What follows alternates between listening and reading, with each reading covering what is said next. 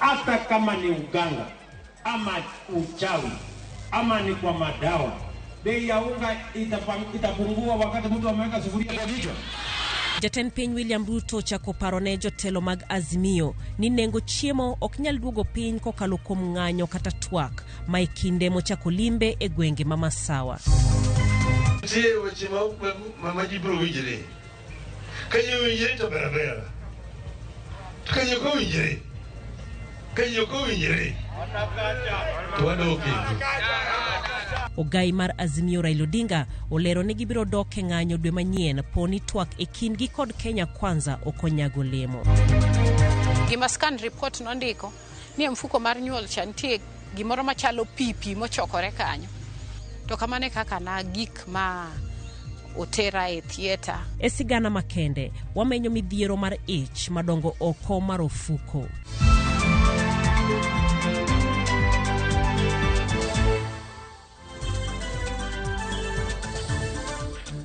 Anilongani Jai Lieta jaloko marwa en Belinda Adhiambo. Weche gi bende luoko kalembui marwa mano Facebook kanyakla kod YouTube Ramogi TV.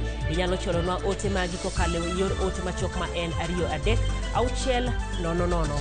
Kawachako en riwruok mar Kenya Human Rights Commission, Katiba Institute kod riwruoge mamoko odhiedo mar kwedo chik mar omenda mahigani. Kalure kod riwruoge go, chik omenda ketho pend chike mapachoka kare 10 kod 201 kuom chuno oganda ma yuto gene piny kendo tuono gi ratiro mar ngima kod yuto makare e bochike mano kare 26 kod 43. Sifros Okinda lerono matut. Dwe achiel to kane opuodh chik omenda ma higa 2023 akwede medore mathiro chenro mar keto e tim chikno. Seche machuok tok riwruogo kinde LSK cholo bura makwedo chikno, jokene ratich oganda moko bende cholo ng'ur e doho makwedo chikno. Riwruok mar Kenya Human Rights Commission KHCR, Katiba Institute e kind riwruoge mamoko wacho ni gin gi neno moromo ni chik mar omenda ni biro hinyo ngima oganda kod yuto margi.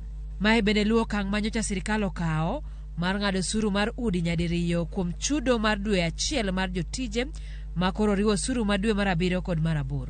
Kaluwore kod riwruoge go, chik ni ketho pend chike mapacho kare mar 10 kod 201 kuom medo juogo oganda ma yuto gi ni piny kendo tuono gi ratiro mar ngima kod yuto makare kaka oketi e bwo chike mapacho kare mar 26 kod 43. Moko kuom pend chike mapacho mar riwruoge gi wacho ni chik omenda ni oketho oting'o pend chike mapacho kare mar 5 mar chike matayo osuru mijuogo e yuto mar oganda kare mar 470 mologi kod chik mar omenda kare mar 5. Machielo en chik mar omenda kare mar 84 moketo lokruok e chike kare mar 31B malose wi chik mar ndiko jotich, mano mar chuogo osuru mar gero udi manengo gi oyweyo.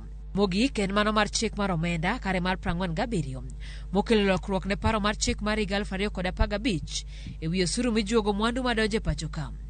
Gima koro medo osuru ni kowuok e 25% nyaka 35% ne chupe mag glas madonje pacho ka. Tarik 4 dwe mar 8 higani, doho nogolo chik mondo chak ng'ado osuru mar gero udi kochakore tarik 1 dwe mar 7 higani. Jong'ad bura ka otelegi kod David Maraga igeno ni biro chiwo kama buche mag kwedo paro mar chik omenda higa mar 2023 ochomo.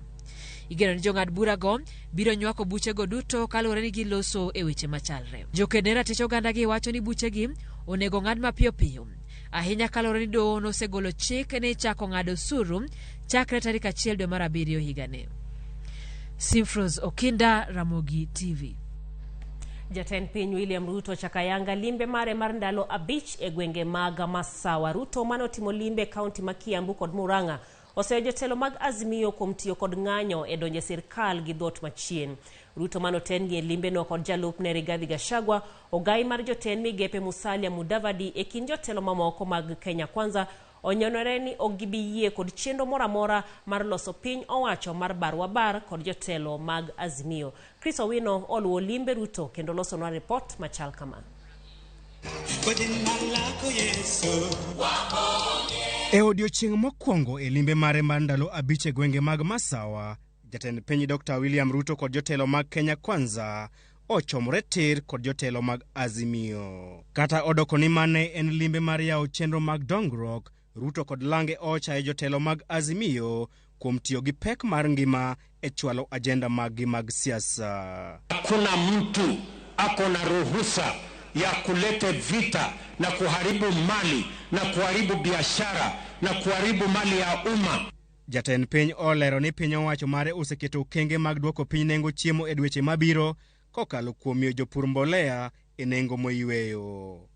Tunataka kuhakikisha kwamba tunaongeza mapato kwa wakulima kwa kusaidia wakulima waongeze mapato ya kutoka mashambani kwao.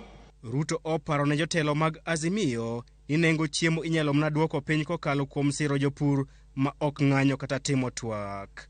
Mtu wa Murang'a, hata kama ni uganga ama uchawi ama ni kwa madawa, bei ya unga itapungua wakati mtu ameweka sufuria kwa kichwa.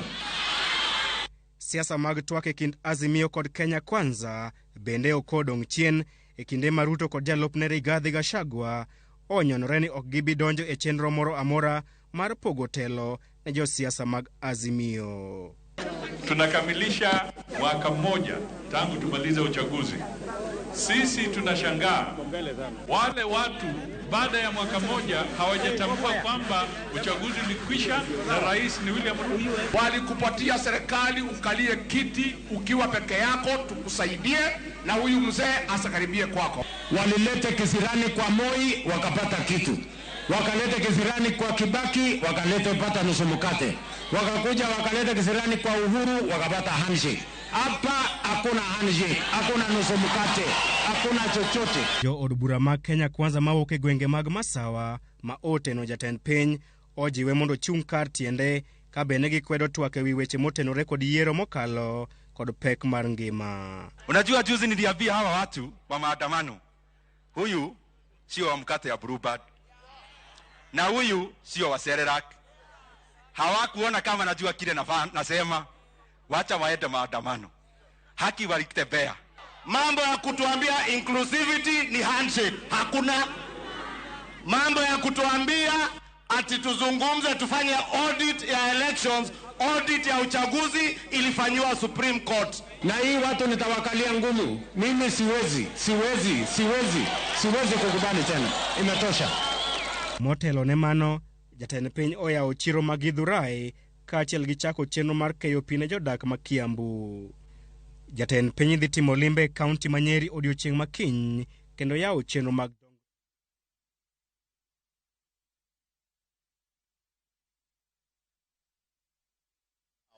kendo golo siem mager jotelo mag Azimio ni ok obiyie mondo gidonj e piny owacho mare. Chris Owino, Ramogi TV, Kenol, Murang'a County. Komachielo en ogai mar Azimio One Kenya Alliance Raila Odinga obuono mar biro dhi nyime kod ng'anyo kochakore dwe manyien. Ponono ni twak ma igeno e kindgi kod sirkand Kenya Kwanza ochako bare kata gore Luanda. Odinga ne loso e lienda achiel kuom joma nowito ngimagi e ng'anyo madwe mokalo. Millicent Adhiambo miyo aler mathoth.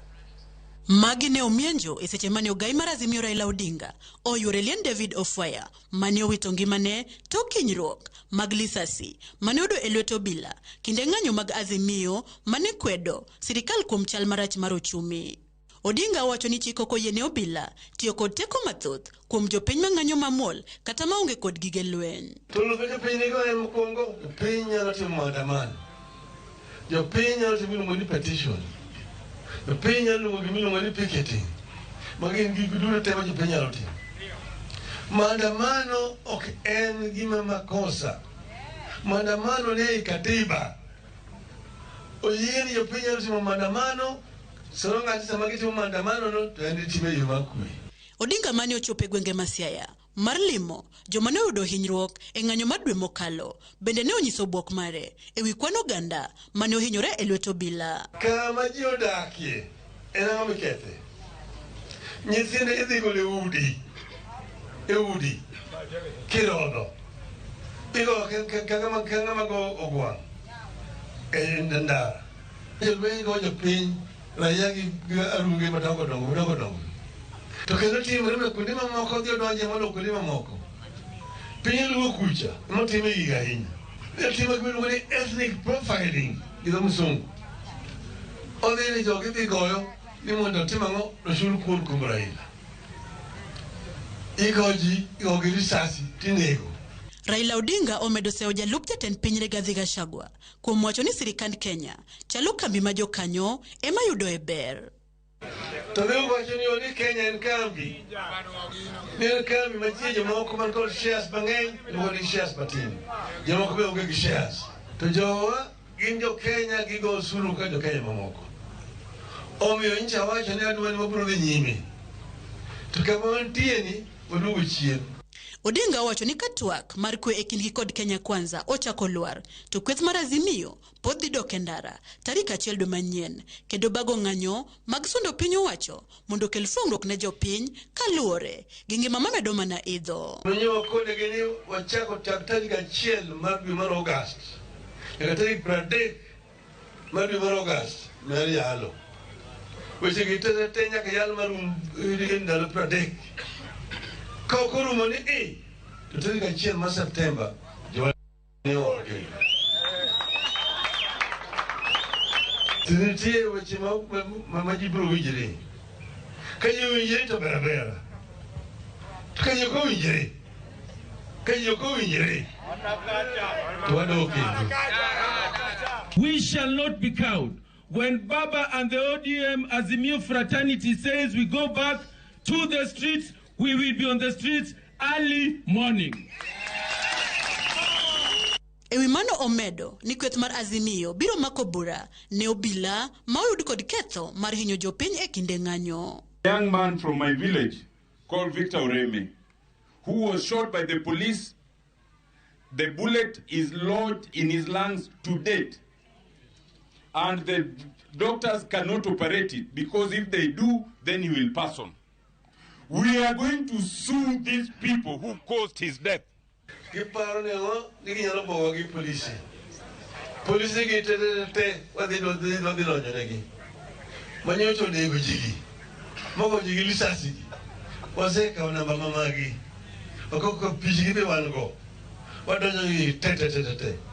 Kalore kod lipode mosechiw kod riwruoge makedo ne oganda, ji 41 osewito ngimagi nyaka ne ng'anyo mag Azimio chakre tarik 20 dwe mar adek higani. 12 kuom joma osetho e ng'anyo wuok e kaunti ma Siaya. Oganda mamoko manodo hinyruok e ng'anyogo bende pod dhi nyime kod yudo thieth. Millicent Adhiambo, Ramogi TV. Oganda manoyudo hinyruok achiel kod jomano wito joheragi e monj njore ma higa 1998 obago lamo mar 10 e boma ma Nairobi. Oganda go chokore kama ne monjno timore higni 25 mokalo, masani dendo ni Memorial Park ka giywago chudo magiserito kuom higni go duto. Mai lipot manoiknwa kod Brenda Rawe.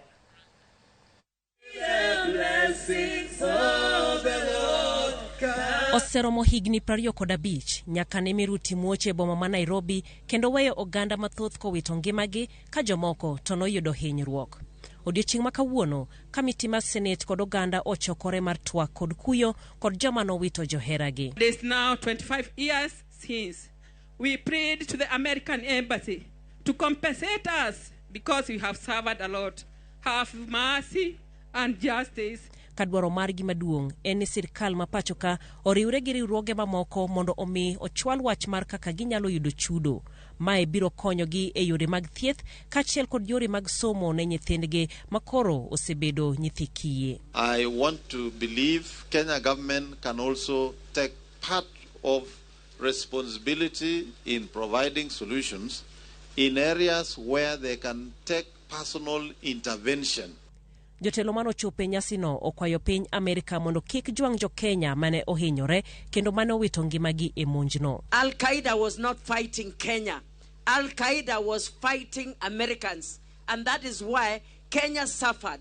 And so Americans should just come out and be that, those good people. It is a matter of goodwill, and American government documented all the cases from beginning. I am sure they are not going to be fraudulent claimers. Kaluwore kod kit hinyruok mopogore mane ji oyudo e monjno, riwruoge mopogore koro dhi nyime kod konyo jogo e manyo ngima makare kokalo thieth kod tayo ngimagi ma onge midekre mathoth. We are here to come together, just like the previous speakers have said, so that we can stand in solidarity and give hope and give our senators all the blessings as they go to meet with their American counterparts. I must pray for my government to grow and to eventually get it right. So I'm here today to say, please, be patient. Be patient with us just a bit more. Pray for our people to grow and mature.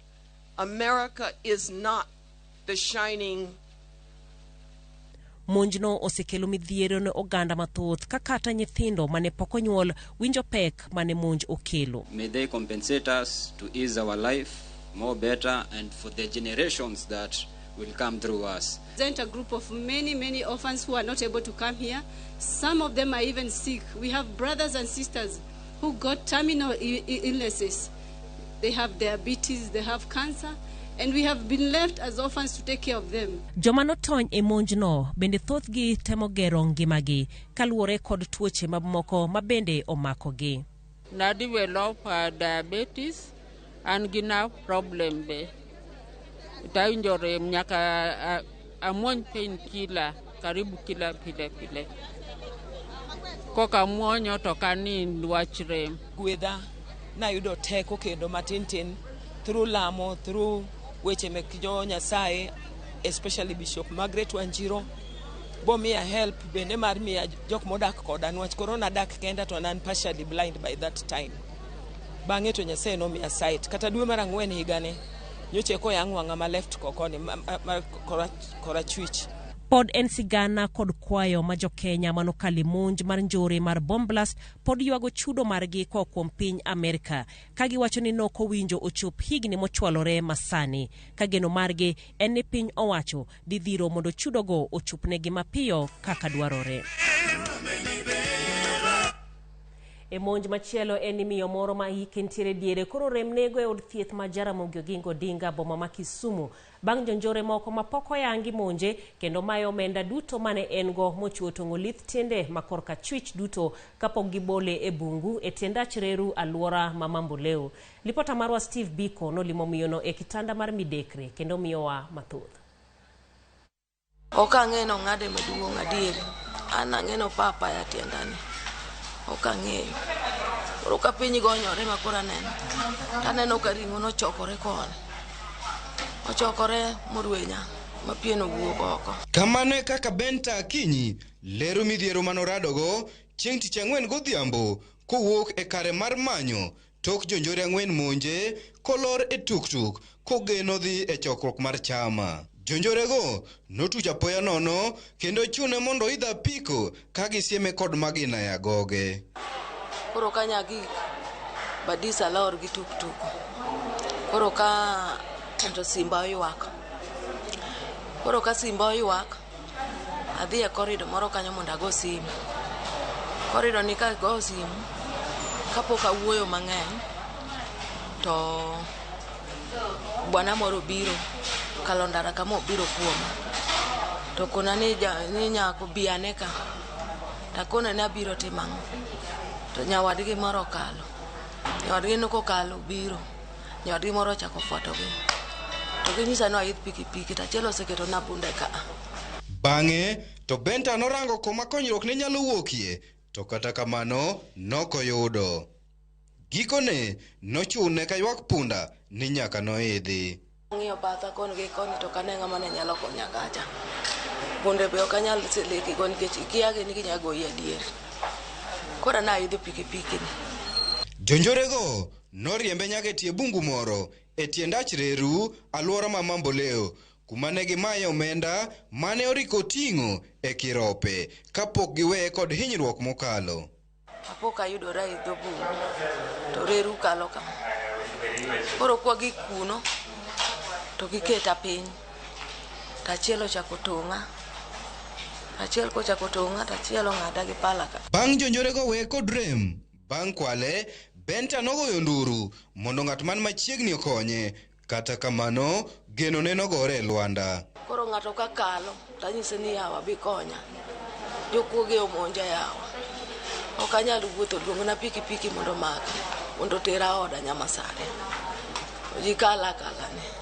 Benta noruo piny gi rem koyo kod luoro nyaka kinyne ma jopiny mane dhi e yoregi yude kendo luongo obila mane otere osiptal. Laktar Abuya Anthony lero ni bang' timone bero noyangore ni ochor lith tiende gi pala ka nyaka sani osechako yudo thieth kendo en kod lokruok. Nomede se arita makoro rochore mokalo e boma ma Kisumu kolero ni kaka od thieth giyudo lipode modhuro mag jogo momonji.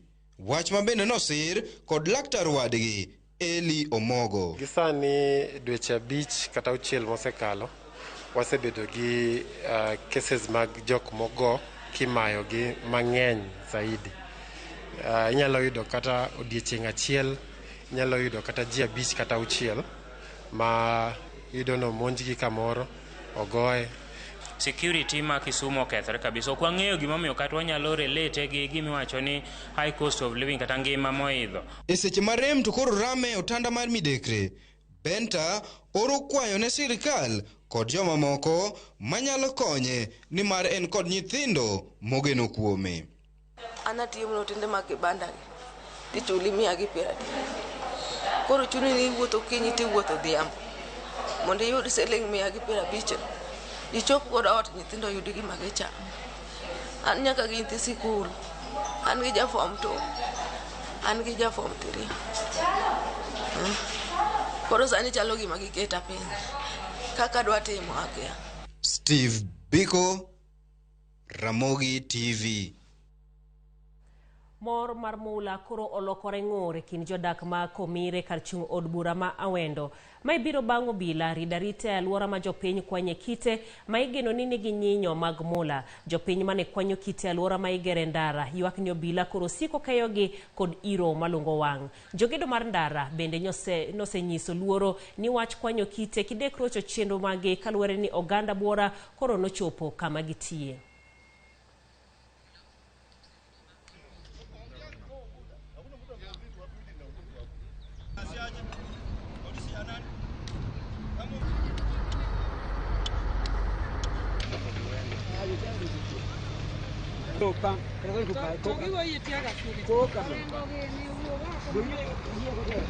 Kazi tunafanya kazi na bidii, lakini maserikali wanasumbua sisi sana. Hakuna kulala na tunahangaika. Na hii Kenya yetu hii hakuna pesa na sijui tutafanya nini kwa governor wetu kwa Migori County juu tear gas imesumbua sisi. Kuna wengine wako na mimba, kuna watoto wadogo pia juu tumekosa chakula kwa nyumba, tumekosa kazi ya tumekosa pesa. Watu wako hapa wengi kwa sababu unajua sehemu kuna kitu lazima watu watakujia. Sasa unajua wakati watu wamekuja hapa hii hata hiyo maneno nasema sijui imefungwa. Unajua mali imefungwa inakuwa inafensiwa. Hiyo ndio unafunga mali. Na mali kama hii wananchi wameona na macho, ukiwafungia na hapa umekataa wasingia hapa, bado watazunguka pande nyingine, watatoboa shimo na wataingia na watachukua mali yenye wanataka, hutawapata usiku. Sasa ni vyema afadhali wafungulie wananchi wachukue mahali ambapo hii ni mali yao. Serikali ya kaunti ya Migori iweke mikakati ili sisi kama wenye wako karibu na hapa na hata wenye wametoka mbali kuitafuta wapate mapato kidogo. Tunawaomba tena, tulishawapea kura, mfanye nayo kazi huko juu. Si ati Mungu akishatusaidia na mali hapa mnakuja mnatusumbua hapa. Hata sisi tunataka tu tupate kwa En ywak ma jomoko koro wacho ni imanyo gi thuolo mar yudo goldi mane gwengego maga Migori. Kata kamano wachno bende materwa e yweyo marwa mokongero kamano Dan Odiero kantiere Minyenya. Ivan Sokoyo jasigomre iwacho ni dier jiwo jotelo magwa mondo iwacho ni weche ochope e yo makare. Twak michano gi Azimio gi Kenya Kwanza okipar kadhi kelo lokruok mora mora. Mano Fred Osuru kentiere Dandora Phase 2 kamano nya Eriko Demo ka chunge Kanyamkago iwacho ni neno ka Azimio download ng'anyo machielo. Odhiambo jana baka pio kaseme iwacho ni be winjo kaka Johoma be churgi Kiswahili mago Kanyero jo Migori County wagwewe gi Kanyero kodhi ywe matin waduogo kod twak mar mine wacho kikidi mabor.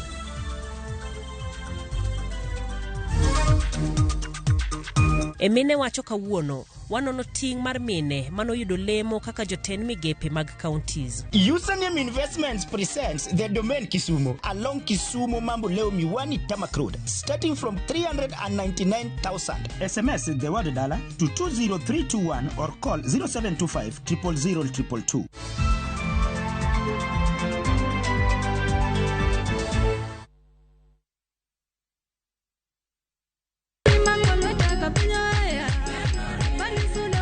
Injili kalo wakelonu wende mag puoch gi pak. Walemo kanyakla kendo wajiwore kaachiel gi neno mang'wono mar Nyasaye osetimo e ngima joge. Tudri kodwa Jumapil ka Jumapil chakre sa 12 okinyi nyaka sa 7 odiechieng'. Wayudo e chiem chuny kod gweth koa kuom jotich Nyasaye mopogore opogore. Kaitai kod Roda Nyarko Kitmo kod Ken the DJ e chenro mar Injili kalo mana e Ramogi TV.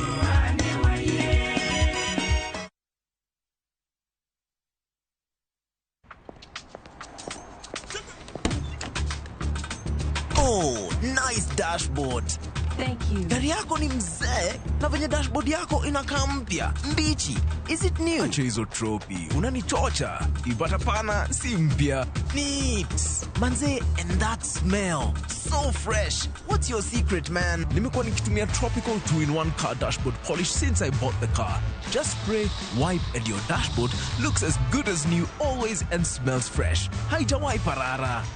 With Tropical 2-in-1 car dashboard polish, your car dashboard looks new always, fresh and shiny. Available in 4 exciting variants and in all leading supermarkets from Tropical brands.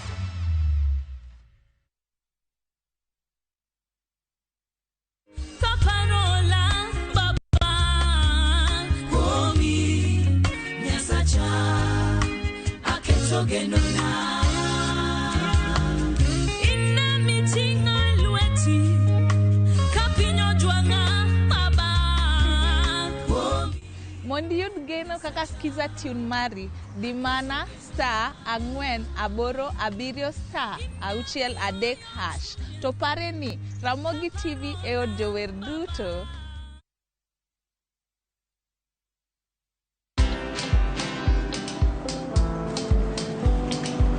Niaje? Ni kama unashangaa kwa nini naangalia simu with so much focus, eh? Usishangae sana. Nimekuwa ndani ya story kabisa. Ni kama yeye aliye juzi. Ni kama nilikuwa hapo iki happen. And when this new market was being opened, ni kama nilikuwa hapo tu. Hata vile local tourists for a special rate at the coast, I was there. And when this new road was being commissioned, I was right there. Na hata wewe unaweza kuwa ndani ya story wherever you are. Just download Citizen Digital. Stay informed on all the news and events as they happen across the country, the continent, and the world at large. Download Citizen Digital, Kenya's #1 news app.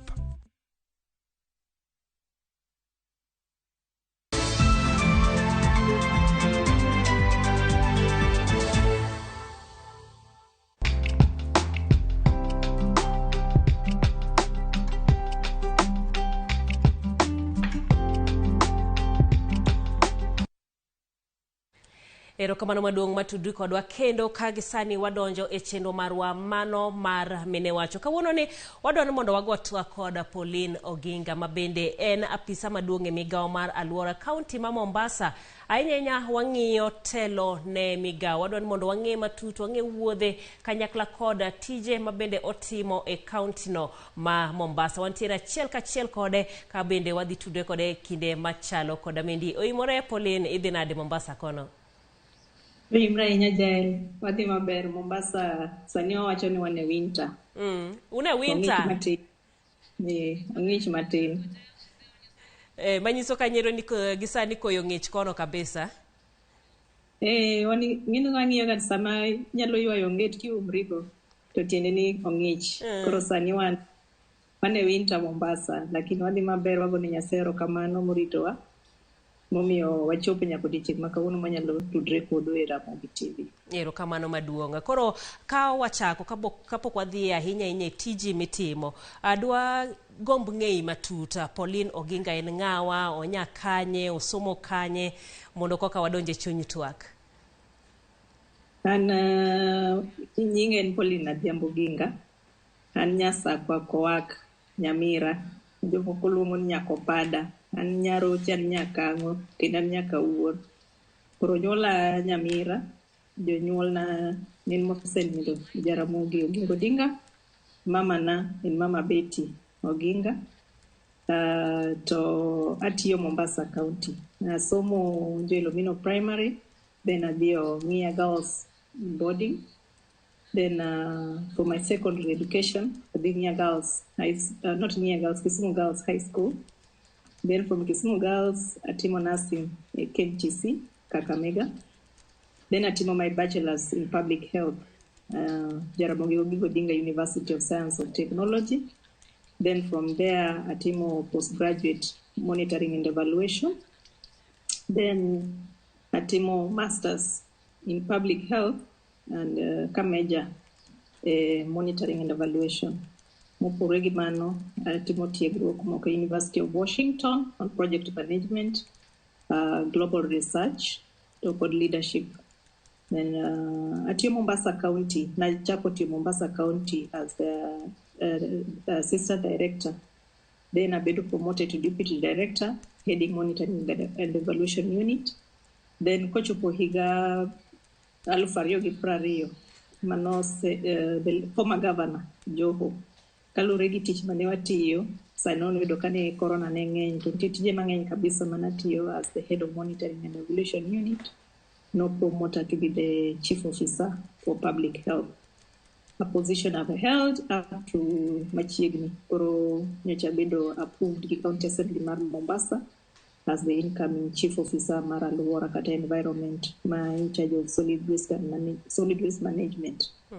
Erokamano. Pauline, ka bende aparo kinde ma bende ne nitiere chief officer mar health, en kinde ma COVID-19 ne nitiere kendo waneno ka omeny county ma Mombasa kabisa. Ne chalo nade ka ne jalno ero ma bende notelo ne migawo no mar thieth? Mombasa ne achiel kuom counties that he was leading in most of the policy formulations, decisions being made both at the county and national level. Nikech wan machiegni gi port. Koro kano chakre ni ndeke moko abich manobiro koa oko gi jok mobiro wuoth. Then kanye mane corona ma Mombasa nochako. To bedo ni Mombasa dhano dak machiegni, gin quite social, nolandre mapiyo piyo. Koro ne ochuno mondo wachiwre, mondo wane kaka wanyalo rito alwora ma Mombasa mondo kik landre ahinya. Koro ne waketo a very strong team, makata an achiel kuom jok mane collect sample during that time and also contribute heavily in decision making. Lockdown manoti Mombasa ne pek, lakini nyalo kuwero kamano ne serikal marwa ma county nikech ne watiyo matek kabisa mondo hakikisha kane lockdown poko bed ne oket chiemo, no oket clinic e kuno, no hakikisha nitie pi modho maler manitero kuro. To governor, the county commissioner at that time, no divert pi. Nikech koro tende ma Mombasa no loro, koro pi mane dhi otende no bedo diverted e ute mondo konji yud pi mamodho maler. Ne waketa a very strong team mane collect sample, no kwaninde. No hakikisha ni kes mora mora moyudi, to waringo wa collect sample, to watimo contact tracing, ema no konyo Mombasa. Otherwise, Mombasa ne tuo mar corona nogo matek kabisa. Bas kopogre gi mano, no one gi very strong community health component. Manotimo community based surveillance. Kendo wa collect the report kwa community, watudruok malong'o gi partners. Hospital be no adhi wamedo capacity mare ma Post General. Koro wayudo referrals for private hospitals to Post General ICU for management mar corona. Kendo ne nitie osuptande moko kendo ariyo machako wadhi waloso mondo wakony ji nikech private hospitals ne chajo pesa mang'eny kabisa. Koro nwang'iyo kaka wanyalo konyo jowa mondo kik giti gi pesa mang'eny nikech most of the private hospitals ne dwaro ni ng'ato kapok okete iye to nyaka ochul deposit mar siling 300 kata 500. Koro nwang'iyo ni in line with the universal health coverage, monego bed ni waduoko piny pesa ma ng'ato tiyogo ka thiedhre, ne waneno ni mondo wamed capacity mar osuptandwa mar Coast General mondo okony jok man gi tuo mar corona. Ema nokonyowa tudruok maber gi chiwruok nikech ok en tich mayot. En gima awach ni mental health status mar ng'ato is greatly affected ka in na first liner mar kata front liner mar corona. But wayudo awards mang'eny kaluwore gi tich manotiyo maber. Emomiyo Mombasa wachopo kuma koro wachope nindi. Mago awards koro kaka mage, puoch gi pak mokwongo. Gin awards kaka mage? Governor marwa noyudo award kaka the best governor in response mar corona. Nayudo award as the best county chief officer 2022. Department of Health noyudo award kaka the best implementing partner 2022. Manikecha awards ginochiw 2022 given the fact ni 2021 gi 2020 gik moko nolor. Wachakwa yudo award as the most improved or best performing department 2022 kanotim Kenya National Chamber of Commerce ne chiwo awards. Likoni sub-county noyudo award kaka the best sub-county Kenya mangima e pimo mine mapek kalure gi tuo mar ayaki ka gidhi antenatal care visit. Omiyo awards wayudo mang'eny to agoero kamano nikech en tich maber manwatiyo gi msingi maber kata foundation maber manwakete department momiyo ng'ato ka ng'ato understand ni tije nang'o towards performance maber mar department. To koro gisani koro lokruok osebedo ka iwuoke migawo mar thieth ma isebede ma bende ipuonjri kata itiegorie. Sano intiere migawo mar alwora. Lokruok ni chalo nade migepe ariyogo? King'iyo train mar public health a train environment is just a component mare. Koro environment gi health otudre nikech ka alwora lil tiyudo ka tuoche landore mang'eny. Koro tich man go maduong' kabisa en mokwongo hakikisha na alwora ler mondo tuoche kik bed mang'eny Mombasa. Mar ariyo wabed gi town maneno maler tiende ok en kata mana chilo kende nyaka sura mar Mombasa ma iluongo ni beautification. Mar adek wadwa timo gimiluongo ni capacity building mar community. Wadwa loko takataka mondo obed ni en koro en mwandu ne community members. Wadwa kawo sorting takataka at household level to capacity build the community mondo gine kaka ginyalo loso compost manure at the community level to giuso ne jok mapuro.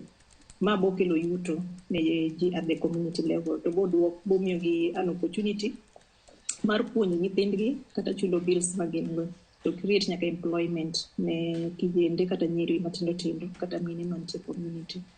Wadwa timo recovery waste recovery center ma takataka mondo mowuok to donje. Wadwa timo nyaka policy formulation. Koro gin gik mang'eny mwadwa timo to tudruok man environment. In fact, before some years ago, environment ne part and parcel mar public health. Then no pogi. Koro okan mabor gi kuma ne wantie chon. Kama wantie mwadhiye sani en just a component mar gima notimo. Lakini kokatime maber to subtande dhi pong' gi tuoche. Nikech tuo mar nyaldiema biro ka alwora lil. Tuoche mag chikungunya, dengue fever, biro ka gik moko kaka tiles owe kumora mora ka koth chwe to pi chokre to suna nyuol to kayo ji to yudo tuoche. Omiyo tija en koro geng'o kabisa mondo osuptandewa kik pong' gi jotuo. Ing'eni bende gisani kaluwore koda weche mag kolera go naneno mana jumani ntiere jodak ma Bombolulu ma bende ne ywak, ntiere sewage manomuoch ma bende giwacho ni lila alwora kendo giluor. Waneno kaka wach mar kolera bende ni malo gisani kaka kaunti ma Mombasa kata jalno ma bende otelo ne alwora. Ere kaka uketo ikruok makare kata rita makare? Erokamano. King'iyo wach sewage en gima mulo departments mopogore. Wan gi department mar health, public health specifically, nikech nitie Public Health Act mang'iyo alwora bende. To wan gi department koro mar MUASCO mang'iyo weche mag sewage. To wan gi department mar infrastructure mang'iyo kaka sewer line ogeri. Gima chendo Mombasa maduong' kabisa en illegal connections mag sewer line. Yudo ka ng'ato gero ot to koketo septic tank kata koketo biodigester. Koro yudo ka gi connect gitimo illegal connection in storm water drainage. Ne wachako chak mar higani mos ng'iyo kuonde mantie shida sana kuma yudo ka nitie overflow kata ka pimi nyaga ukore to ng'enyne yudo ka nitie illegal connection. Koro wang'iyo ng'iyo mwayudo to the three departments move together: Mowasco, infrastructure, kod public health. Nikech public health ema chiwo notice to public health bende ema tere court. Infrastructure confirm nitie illegal connection or not. Koro it is a collective responsibility mar county to ng'enyne nitie kuom raia kata jodak nikech gine magitimo illegal connections to sama koro nitie overflow mar sewage kendo gine magiyuak. Koro wadwa mondo wa make sure nikech nitie kuom mano wadhi kaka Mvita, nitie kama wadhi mar simu ya upepo, nitie kama ne pimi nyaga pukre ndara ka inyalo ni Sariva kata aora moro mapukore. To wabedo gi community mweloso go kabisa mwapimo negi rach mar pimi nyaga ka pukre kamano nitie jo ohanda swekra mause bath ndara. Koro sama pimi nyaga pukre kamano nyithindo be tugo kuonde go jinyono gi tiende gi nono to yamo be kobiro ka sama piny otuo to ting'o chilo mane nitie kuonde to donje chiemo ma ji uso. Mane wadhi trace kuonde mane nitie illegal connection mwadino masa dikidhi kanyo to onge gima kamano. Koro that is the approach mwakao, mwatimo sensitization to kun maji otamre kabisa to timo prosecution mondo ng'ato ka ng'ato odagi alwora maler. Erokamano ahinya. Pauline, kawatieko nikech inyisa ni dakika wabende koro dhi karumo. Adwani mondo inyiswane in kaka jatend migawo kata chief officer e county wang'eni gisani en mor ni thoth mine kendo tele migepe mopogore opogore. En ber malich mane ma bende nitiere e tayo migepe machalo koda mago eko kaka ng'ama miyo kawatieko? Ing'eyo kaka ng'ama miyo ing'iye gi wenge mopogore te jok ma ng'iyi kaka ng'ama miyo matiende gi paro nok inyal make critical decisions. Lakini dawachi ni ka telo ken gima yot to ok ng'i gender. In iwuon nyaka ibed ni itiyo motegno, ing'e gimitimo, ing'e kaka inyalo loso tudruok. Position ma chief officer gima waziri, there's a lot of political interest. Koro nyaka ing'e kaka i-create political balance. Koro gima danyis jok ma diher mondo chop kuma wantiere mokwongo nyaka ichiwri, ituonri gik mang'eny. Mokwongo nyaka ing'e iher buk isomo mondo ing'e gima timore. Tijino be nyaka ibed ni ihere imake motegno. To nyaka iyie ni kisebedo e telo nyaka bed jok ma criticize. Ok inyal bedo gosiepe te. Ok inyal bedo gi jok ma paki te. Koro jok ma criticize gi gine jok ma chiewi mondo kik inindi, bed comfortable. To muduong kabisa nyaka ing'e ni jatendi kaka wan governor mar county ma Mombasa nyaka isome, mi understand, ming'e ni to en ang'o modwaro in terms of manifesto ne gi deliverables mage kaka governor ma county ma Mombasa. Erokamano ahinya Pauline kuom thuolo ma bende isebedo godo kilerono mathoth ewi tiji kaka mano kanyoro jatend migawo mar thieth e kinde mokalo kanyakla kod sani mar thieth kod tich e kaunti nero mana ma Mombasa. Wago erokamano maduong' mar bedo kodwa kawuono e chenro ni mar Mine Wacho. Wadhi mana yweyo machuok ka waduogo to wadhi nyime koda chenro mamoko.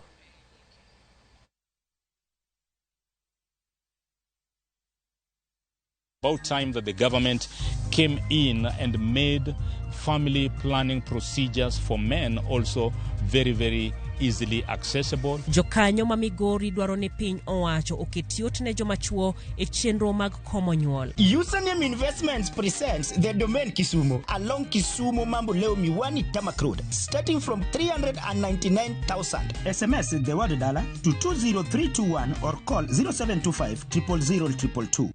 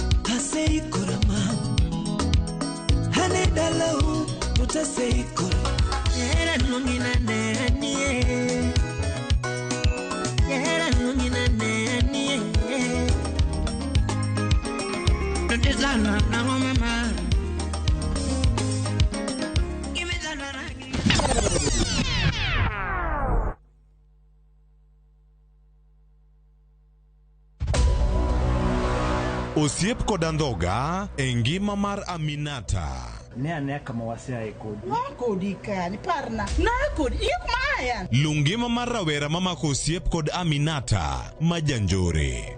Ya bebona. Ne kaka sana losi. Idicho maja be. Mana mondo mi okony jaode machandore. Kik sagi jaoda.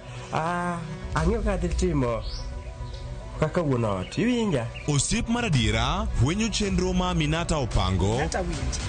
Koro kata kodhi hospital kachisa.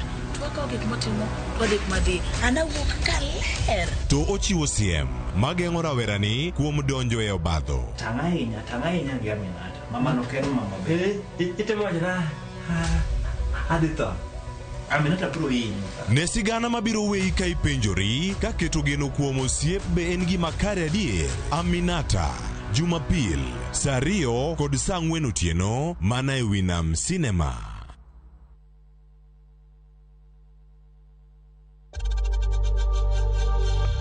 We know times are tough, so save money by buying airtime from M-Pesa to any network with zero transaction fees. Dial *487*2# and get your airtime PAP with zero transaction costs. Shabiki.com is all about jackpots, live games, casino, virtual games, weekly promotions, bet builder, bet share, and 24/7 customer service. It's all about football, basketball, tennis, cricket, motorsport, and so much more. It's all about the big wins, the big moments, and the big bonuses. Shabiki.com is all about you, the fun. Kuwa Shabiki. Play now. Strictly not for persons under the age of 18. Betting can be addictive. Shabiki.com is authorized and regulated by the BCLB. License number 416.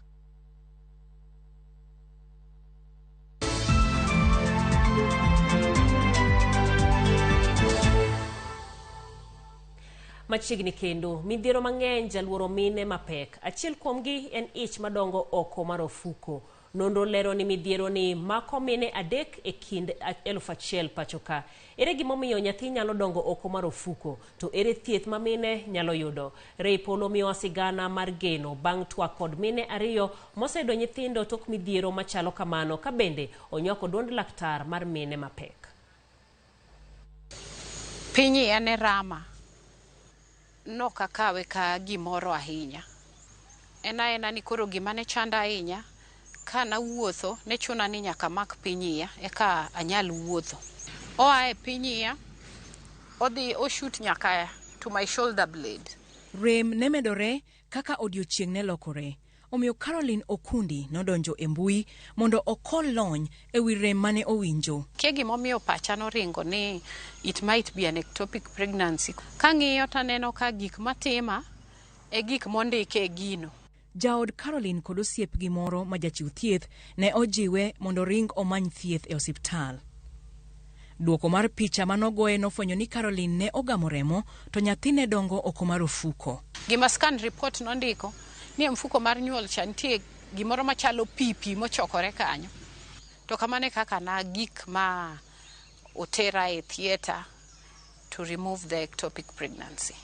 Laktar John Ongech lero ni mine matindo sani thoro kalo e midhiero mar iye madongo oko mar ofuko ka ipimo kod mine madongo. Kech katin, tube tin, koro dongo tayo omuocho tube. Koro kose muocho tube, koro esa miwinjo rem cha. To sama poro dongo kama tisni, to podi samo rem nyalo bedo ni tin.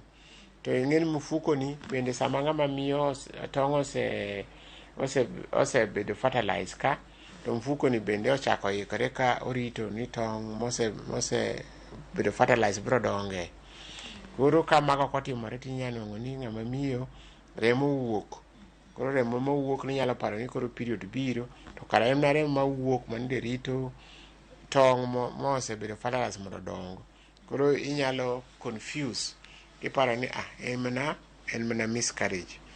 Gik manyalo kele wanyalo wacho ni nitie tuoche moko ma joma miyo nyalo bedogo, kata ka ng'ama nosetimni operation, kata ng'ama onyuol gi tube madiny. Kodiny to koro omiyo nyodono ok dong dhi mondo chopo donji e mfuko mar nyathi. Inyalo ka sama ng'ama miyo ni kode piny irami, bundi irami kata remo chwer. Ranyisi mamoko oriwo rem maluwo gok, ng'adruok mar muya kod buok. Ka in gi sign ma kamago to onego bed ni koro iringe osuptal mondo check ni to en ang'o matimore. Mine moko rem fwenyo midhiero no chon, ahinya to mago matiyo gi yedhe mag komo nyuol. Jochiw thieth bende samoro ok pi mine machopo irgi kod rem mag ich. Mildred Olande en achiel kuomgi. The first doctor gave me antibiotics for UTI. After the medication, the pain came back again. Olero ni rem nomedo mana sase nyaka ne olwar e lwet laktar mar adek mane ofwenyo ni ne ogamo remo kendo ne en e dwe mar adek. Yeah, it was 3 months and it was really risky. That's why when they just found out that I have the ectopic pregnancy, they took me straight away for surgery. Kamidhiero ni ojuko miyo mapek, inyalo thiedhe kod yath maduono tong' ma okwamo kamarach kata inyalo yang'e. En tuo ma dwaro ni inwang' resruok mapiyo, thieth mapiyo nikech onyalo lalo ngima ng'ama miyo.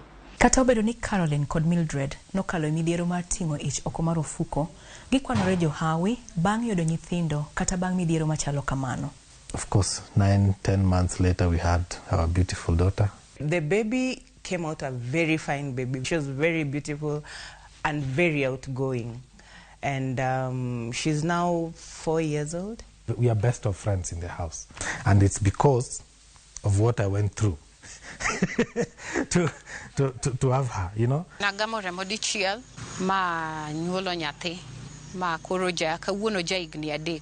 Chutho ijiwo mine mondo omany thieth ma aruya e kinde ma giwinjo rem e alwora mar nyodo kata e ondinggi. Dendi ine ming'eyo moloyo ng'ata ng'ata. Kiwinjo ka gimoro ok ni kare kuomi, ber kidhi mondo daktari ong'i. Ng'eyo onge asara, but bedo ni kiano nyalo hinyi mang'eny. Ray Polo, Ramogi TV. Moko kuom joma chwo e kaunti ma Migori dwaro mondo piny owacho oket yot e yudo chenro ma komo nyuol ma ing'ado odundu matero tong' mong'ere kaka vasectomy mar joma chwo. Giywak ni yor komo nyuol ni dwaro omenda mathoth mamono thoth chwo rwake. Jojo ma nigi sigana no. Nyaka sani 62.5% mag jo Kenya komo nyuol kaluwore kod lipot mane ogol kod migawo mar thieth e higano mar 2022. Kuom kwanni 57% mag jo Kenya tiyo kod yore komo nyuol manyasani.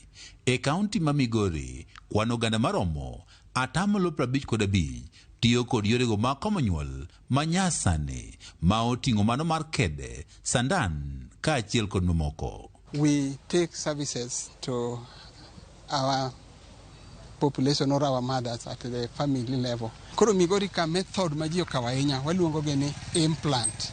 Implant gin family planning methods miketo e bad. Yorno mar komo nyuol ma odundu matero tong' mar ng'at mamiyo ing'ado oko kendo koro miyo ok onyal nyuol e kit ngimane ma idendo kaka bilateral tubal ligation.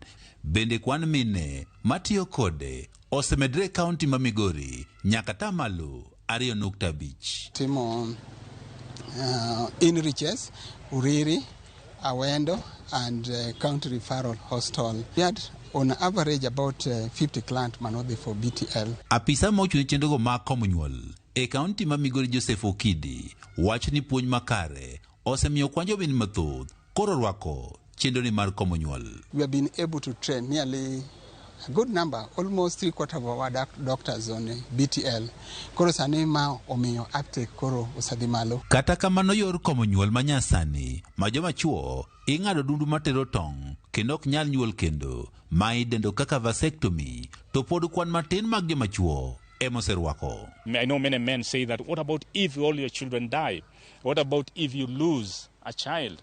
Well, there is no replacement for human life. Even if one is gone and I'm to give birth to 5 more, they will never replace the one that is gone. At 2016 nyaka sani nyori kan wachapa yudo ng'ato, but we hope ni With a lot of community engagement and advocacy issues, we are seeing male involvement is really picking up in the county. George Chacha, majegi prabich kod achiel, en achiel kuom jomachuo ma osebedo kod gombo mar kawo yorni mar komo nyuol ma ing'ado dundu makoro tero tong'. Kata kamano, gombo mare pok ochopo makare nikech omenda makoro dwarore. For 6 months, I have been waiting to have a vasectomy procedure done on me, and unfortunately, it has not been successful. It is about time that the government came in and made family planning procedures for men also very, very easily accessible. Unmet need of family planning, we've made good progress. We have been able to remove from 27 to 20%. That is a very, very mano progress maber kabisa. Chacha mantiere kod nyithindo adek wacho ni sibedo kod ikruok makare mar kawo yorni mar komo nyuol ka bende osekata twak kod min ode ma bende yiene. Kata kamano, midhiero ma koni kod koni omiyo nyaka sani pok okawo chenroni mar komo nyuol. I did discuss with my wife because I got concerned that the chemicals, the no plant, the injections haven't been working very well with her. Jolony wacho ni miriambo ma ifuong'o emosithiro wechego ma komo nyuol to ahinya mano mar jomachuo ma idendo kaka vasectomy. Ji mang'eny believe ni vasectomy ka ng'ato dhiye to tiende ni the ability mare to have even sexual contact will be lost, which is not true. My perception about vasectomy is that it's a wonderful idea. Piny Kenya ka okalo kuom winjruokno ma otisi kaka Family Planning 2030 geto neno ni atamalo mag jo Kenya 64 otiyo kod yorego mag komo nyuol manyasani ka oromo higano mar 2030. George Juma, Ramogi TV, Migori.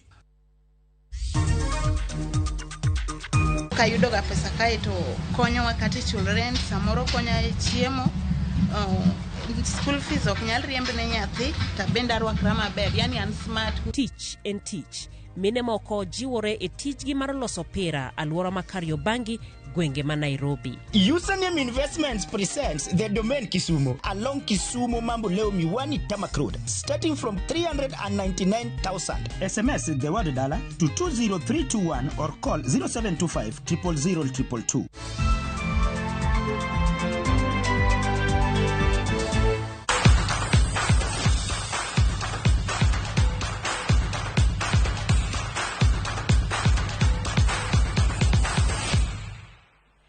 Machiegni weche tuke e kinde mangima oridore ne jopiny. Mine moko oneno ni tich mar kwoyo pira mana ka gitiyo kod lwetgi e alwora ma Kariobangi, Buore, Nairobi. Jena Wino kod Phyllis Odhiambo gin moko kuom mine ma ondiki e kambi moro mar loso pira mag adhula kod opiche mag tuke mamoko. Gilerona giwegi chal mar tijgi kod jip ma gimiyo joma mine wetegi. Jena Wino, awuok Kisumu County, Seme constituency. Osani antiere Nairobi kae, abiro manyo pesa. Kapok achopo kano yudo natiyo ga tij maid, to antina no gola kuma natiye, ka obende notiyo ga mana tijni, bokela, alafu puonja tijni. Tijni ber moingo kata tij maid. Tijni ber moingo kata mana uwuok kae ni dhiluoko ne ng'ato. Nyinga iluongo ni Phyllis Odhiambo, haya Siaya County, miluongo ni Rarieda. Tijni achako tiyo 2019 after tieko school 2018. Naonge kumoro amora manyalo dhi, koro option na nen biro kae. To chakre achak tijni osebedo kokonya ndalo mang'eny. Nikech an kenda, ani gimoro amora matimo, an mama to an baba. Koro tijni osekonya ndalo mang'eny, osekonya kuom chulo ot, konyogo nyithindwa, konyogo jonyuol, gi mamoko go. Wan waloso football, handball, netball, volleyball, mago types mwalos. Materials kwanyeo gimoro amora gin gik minyiewo kaka magi gin gik minyiewo inyalo nyiewe koduong' itere machine idhi ng'adni godo size midwaro kaka mae koro iluongo ni kidi idhi itere machine ing'adoni godo kose ng'ade machine bolos gima chal kamae tibiro tiyudo shindan maduong'ni tisoye kae before isoye inyalo riwo gi kamae kata mondo mi kik kethni saa mang'eny tiriwo kama to itucho kisetucho alafu mano ng'iso ni iyaro buche gi mondo shindan seche masoye midonje iye kae dong neno ka sindan ni tin koro seche ma odonje iye kae koro kik iotagi mang'eny koro mi nafas mondo mi nini piyo piyo then kisetucho kamano tichako riwogi kaka chako riwogi ni eri kiseriwogi kamae to biro chopo seche ma koro ibiro bedo kiseloso kata mana moro ma dwaro mogi manini majalcha nitiere godo cha kisea kanyo bas koro ichako riwe bilok alafu iketo tube koro kiseketo to alafu iketo muya to chako loso gima chal kamae. Kal tich ber samora nyalo loso mpich 5 6 o pesa ne bende ber nikech ng'ama dhako ka nyalo yudo samoro kata siling 600 700 kadhi mbele en pesa maber koro aneno ka okorach okonya nikech kuom sani an dhako an gi nyithindo okang'i gima mzee kelo na ot nikech samoro tij mzee bende dok chien koro wakonyre gi tijni eri nikech samoro kata chulo rent samoro nyalo tame ka tich odok chien ema samoro ka yudo ga pesa kae to konyowa kata chulo rent samoro konya e chiemo school fees ok nyal riemb ne nyathi ta bende arwakra maber yani an smart kukinyo kamanyra gi mon mang'eny e plot okonya. Challenges en mana ni mondo mi yudo customer mok yot nikech ng'eni ma ok en chiemo midwa wacho ni ng'ato ani tedi kata mana ok en chiemo ma ni dwa wacho ni ng'ata biro nyiewe nitie seche ma inyalo yudo kata ng'ato kata town kuchi chande nyalo dwaro kata mpiche 20 lakini chiro to pok wayudo ga maber koro emomiyo pod wadwaro ni mondo mi ka Nyasaye gwedhowa wanyalo yudo chiro nyalo konyowa yo mang'eny samoro bende ngozi gi lal yudo gi ok ibed mayot koro mane challenge mwanena ahinya alafu yudo customer ok en tich mayot koro customer debe ni wanyalo yudo customer mayot to udwa bet maber moingo kaka sani wantiere lakini kata kuma wantiere ni oloyo ok wabudh nono. Anyalo wacho ni tijni ok oyier ni jowuoyi kende kata nyimine nyalo timo nikech en tich ming'iyo gi wang' titimo. Yes otek lakini dwaro mana jiwruok, dwaro mana bidii. Damed jiwo mon man oko kocha to wachoga ni tich matek ema kelo chiemo e mesa. Wan mon mang'eny nitie jok molewo lakini chuo mang'eny moingowa joma chuo ng'eny moingowa to ne pod adwaro ni mondo kata ka nitie dhako moro ma pod olewe ot maonge gima timo onyalo bira to mondo mi opuonje to mondo mi ong'e tich mondo wamedre mine ok onego bed ni budhe ot.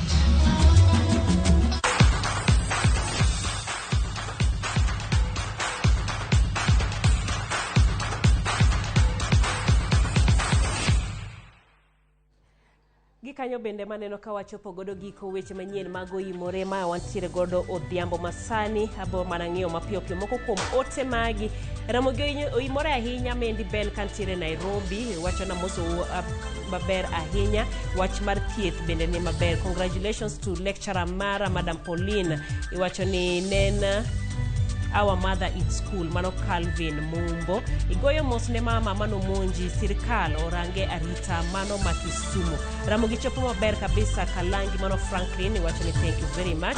Ka bendi wacho ni Ramogi winjore makare kata obedo ni jatend piny to pod wuoyo mok maber kabisa. Itomo mos ne Mama Benta mano Kevin kawuok Ahero Kabonyo Kanyagwala. Jano mantiere Migori bende erokamano ahinya kuom ote mari. Angima awuoro ni jatend piny pod chalma ogoyo campaign geno mar twak onge mano Owis Okongo Jaombonya kod ote mamoko mabende odonjonwa e odhiambo masani mabende ok wayudo thuolo mar somo gigi duto. Kata kamano wagoyo erokamano mar bedo kodwa e weche gi manyien. Wang'walore gi kanyo iluonga ni Jael Lieta. Jaloko marwa osebedo Elizabeth Adhiambo. Bed godhiambo makare.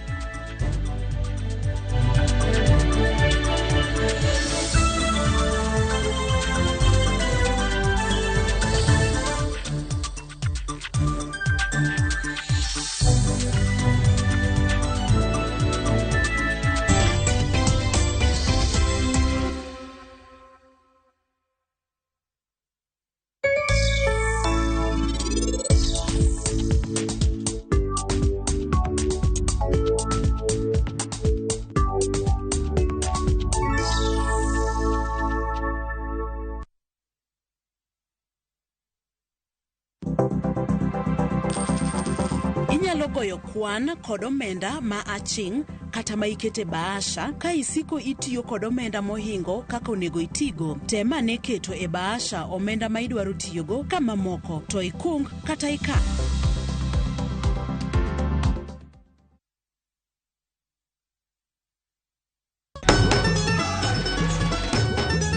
Ma en sigand hera.